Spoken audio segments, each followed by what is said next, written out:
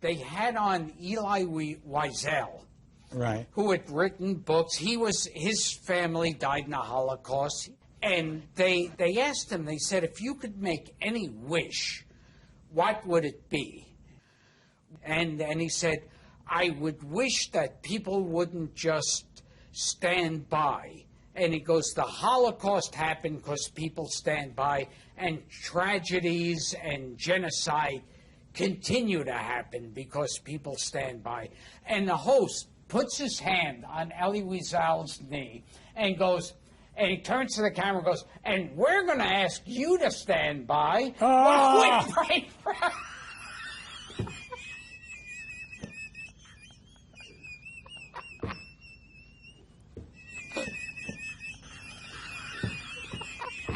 So let me get this straight.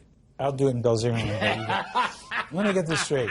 There's an earthquake, a tsunami, a meltdown of a nuclear plant, giant waves, and people have time to read my jokes. Oh, yes. Is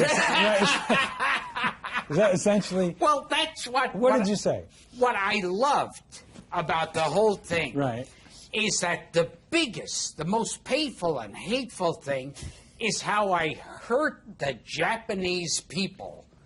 And I'm thinking, if enormous waves are crushing your village, and like your family is being swept out to sea, right, are you really going to be running to your computer going, let's see, how do you spell Gottfried? Is that a D or two T's? And it's like, if the worst thing on your mind is my jokes, don't you need to get your priorities in order? I mean, let's see, my family's dead. But look at joke number 7. That one pisses me off.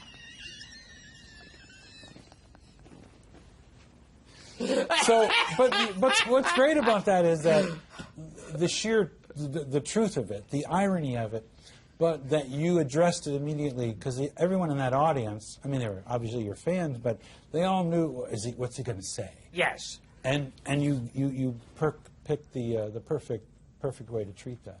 Because to me, it was always like, I mean, jokes like that I've been doing forever. No, but, you know, it was like, I remember standing outside of the Comedy Store in L.A. in 1986, and the Challenger. I was 2. Yeah. Right. You had 2 minutes of material.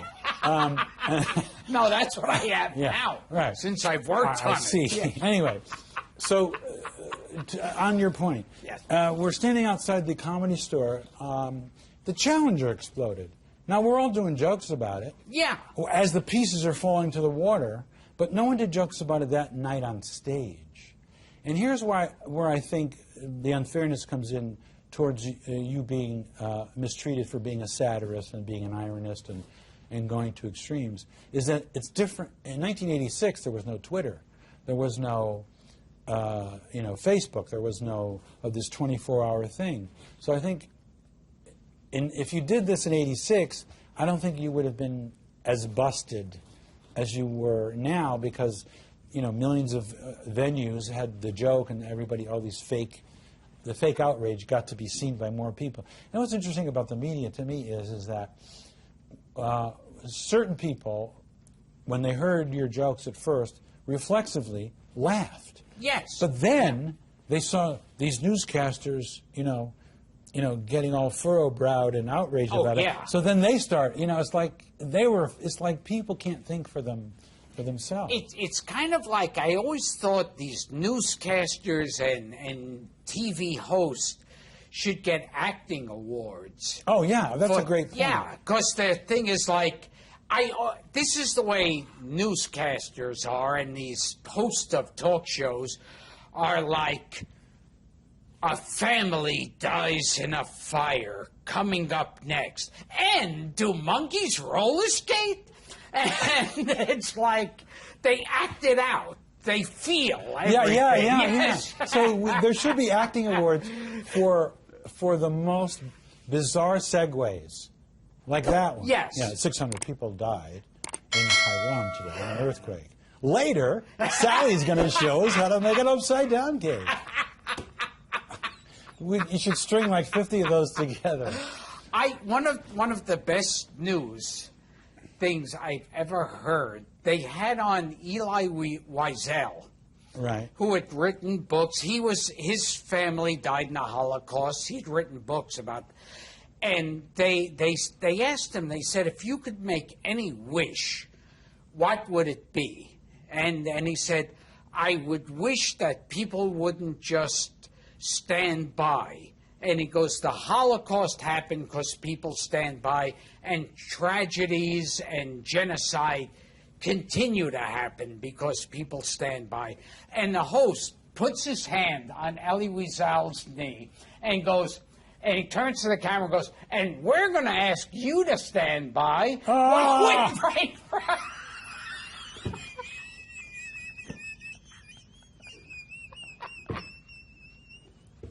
And I thought, people called me tasteless. That should be the award for tasteless. You should write an op-ed piece for the Times. Yes. And use that example. Yeah. It's like I've been doing jokes like this forever. Yeah, of course. Yeah. I mean, I did the first September 11th joke. Well, I want to talk to you about that because a piece that was written... I'd rather not talk. No, but I would. Yes. No, I think this is an important cultural moment.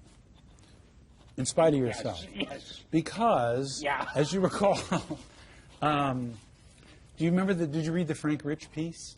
Yes. About your, let me set the audience up, and then you'll take us through it. Because it's a seminal moment. I'll take a nap. Take a nap in cultural history. No, this is an interesting point. So 9/11 happened. Yeah. Now, no one was not affected in some way by 9/11.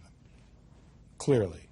To the point where people would say things like, irony is dead, and how can we ever be funny again, and all these things. And even I, after 9/11, I said to my wife, I said, we'll talk about that later. When we were doing the Alan Thicke show. Yes, it was very... I was drunk at the time. Right. So No, I said I meant it. I said to Harley, that's my wife's name, as you know only too well. Yes. I was going, Harley. Yeah. No. That was my cat. Anyway. Yeah. You remember Mitty? Yes. You know what I have? I have? Yes. I have a picture of you. I was going to say. I always say these things, and I never. No. I have a picture of you with Mitty when he was a little kitten. Anyway, so see, it's like every one of his stories, there's no payoff. No payoff. It's kind of like a Jew walks into a bar. You know my nickname, Mr. Setup. I just do the setups. So, what was I talking? Here we go. So, I'm in France, and 9/11 happened. The 9/11. Pretentious fuck. Yeah, right. I'm in France. Yes. I don't drop names. I drop countries. So I'm in France. I was in McDonald's at the time. Well, because you're cheap. Yeah. So a lot of people said, "How can you be funny again?" And it was a genuine concern. And there was a roast scheduled. Friars Club roast of Hugh Hefner, and you were asked to be a roaster. What was the date? Give us a date. The 12th or the 15th? I don't know the exact date, but it was just like it was a week or two. Really, I mean, the smoke was still in the air. Literally. And it's like I remember that at first they thought they weren't going to have the roast at all, and then. And there was the Emmys were coming up around that time, and they said, well, we might not run the Emmys. And then they figured, well, there's money in the Emmys. Yeah, of course. So then they said, well, we'll have the Emmys, but everyone will dress down. So in other words, if Pam Anderson wore a turtleneck... That's dressing down. Yeah, then the September 11th is But just a turtleneck. Yeah, yes. I'm sorry. What did they? When they decided? Okay, we should do the roast. So whoever decided, which was, I think, a good decision. Did anybody say anything to you about material or anything? They hadn't really talked about it, but I remember when we were up there, everybody was like, the audience was like and this was in New York. Yeah, to make of it course. even worse. Well, yeah, we'll never get over it. And it was like the whole audience was uncomfortable, and like the first joke I did. Well, excuse me one second, Gil. Yes. Don't interrupt. No, but for a reason. Yeah. Who was the roast master? That was Jeffrey Ross. All right, Jeffrey, Yeah. who's great. Yeah. So he did some jokes. Yeah. But it was kind of like you felt that the energy of the room was trepidatious Yes. because of what had happened. All right, so Jeffrey comes out, Yes. does the thing. Were you first, second, third? Do you remember what order? The order? I think I was the last one on. Okay, so you're sitting there, and as we know, Yes. that's 2 hours, Yeah. 2.5 hours. You're sitting there, you're watching the audience, you're watching the other acts, and no one's touching the subject, right? Yes. So you come on. I came on. First, I started doing, well, the first thing I started doing, actually, one of your co-stars, Ice-T, Yes. was on, and he was talking about, I'm going to kill some of you white motherfuckers Right. and rape you white bitches. Right. And I went out and I said, I'm really pissed. Ice-T did my whole act. And then throughout the whole show, I was going, well, I don't care. It's mine. I'm doing it. So I'm going to rape all you white bitches and kill you white motherfuckers. And so Ice, by the way, was very flattered. Yes. No, really, he was. He Yeah? said, yeah. Yeah, because I Yeah. hate to make Negroes angry. Yeah, right. Yes. That word, we don't that's- use that word yes, anymore. we Yeah, don't because- use that. yeah, Black What is American. colored okay? Black American. Okay, I'm sorry. Afro-American. Yeah. Yeah, that's okay. Yeah, I'm all right, sorry. yeah. Now. So you went on. You picked up on what Ice had done. This is basically so that's funny. Jews talking. Yeah, It's like, none of their business. So I would. Okay. All right, so you did. So I you went ad-libbed on. off of what he did. Then finally, I wanted to be the first one to pound it. Yes. To be the first bad taste joke. Yeah. And just like slap them Right. out of it. And so the first one I did, I started mild and I said, tonight I'll be using my Muslim name, Hassan bin Laden. So that was the first joke Yeah, that yeah. obliquely referenced. Yes. And then I Okay. said, I have to leave early tonight. I have to catch a flight to L.A. I couldn't get a direct flight. We had to make a stop at the Empire State Building. And forget it. No laughs? Yeah, it was gas, booze. You could Really? hear chairs screeching backwards. Really? One guy yelled out, this Too has soon. become a classic I moment. heard that. He yelled, too soon. And to me, I thought it meant I didn't take a long enough pause between the setup and punchline. And I should have said, we have to make a stop at the 1, 2, 3. That is so fucking funny. And I had lost an audience like no one has ever lost and an it's- audience before, right, except okay. maybe you, Yeah. because I've seen it. Yeah. But that's nothing at all. Yeah. Nothing Yeah. against you. No, you But gotta be good at something. I've never liked your Yeah. comedy. But anyway, but that's besides the point. Besides the point. Let's not get personal. All right, so you lose. The chairs are scraping too soon. If you were to tell me that like a century went by Right. from the time I did that joke to what I did next, I would would have believe believed you. because that's how long. Yeah, for a comic. it is. Yeah. A that minute a is it's century. eternity. And then I go into the aristocrats joke. Now, why? Yeah, I don't know. Was it as? Did you think? Did you have it in your mind before the roast that you were going to do it, or you just figured No. in the moment that if I'm going to break through here and slap people out of this, that's the joke? Yeah, I So- figured, let me go to the bottom Yeah, level right, of hell. right. What the hell? Yeah, of course. It's like bottom level. See, Right. that's how old my references Yeah, are. yeah. Elevator operator. Yeah. Yes. Bottom level. We're all fifth floor haberdashery toys women's wear. Ladies lingerie Yeah. and hell. Like a Paul Muni movie. Yes. Yeah. My references. Yeah, no, I get are it. like I'm with you. like grainy An black audience and of white, one. like Bob Osborne. All right, so that makes me more proud of you that you chose in the moment to do that joke. And- All right, so go ahead. What happens then now?